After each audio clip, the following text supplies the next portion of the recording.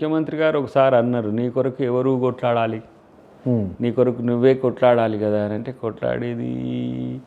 కొట్లాడినా last వరకు కూడా అది ఫస్ట్లో కనుక అనౌన్స్ అయి ఉంటే వేరే తీరుగుంటుండే. అది డిలే అవడం వల్ల కూడా అయింది. బట్ ఏదేమైతే పార్టీ కొరకు పనిచేయాలనుకున్నప్పుడు పదవులు ఏంటి, మళ్ళీ ఇంకో పదవి ఇస్తారు కదా ఉద్దేశం. రైట్, అంటే ఈ పదవి వచ్చింది, ఇప్పుడు మాట్లాడుకుంటున్నాం బాగుంది, కానీ నిజంగా అద్దంకి దయాకర్కి ఇప్పుడు ఎమ్మెల్సీ రాకపోతే పరిస్థితి ఏమై ఉంటుండే? 2028 వరకు ఆగుతుంటే 20 వరకు ఆగుతుండే. ప్రిపేర్ అయినా నేను అంత ఓపికతోటి నమ్ముకున్న వాళ్ళకి ఏం సమాధానం చెప్తాడా? ఇంక చెప్పలేను దానికి. నమ్ముకున్న వాళ్ళకి ఏం కాదు, మీకే చెప్పలేదు. నమ్ముకున్న వాళ్ళ విషయం ఏముంటుంది. రెండోది ఏంటంటే ఒక ఆల్టర్నేట్ ప్లాన్ ఏం చేసిందంటే ఓబీసీ మూమెంట్ విషయంలో కొంత అడ్వాన్స్ అయిదామని ఉండే.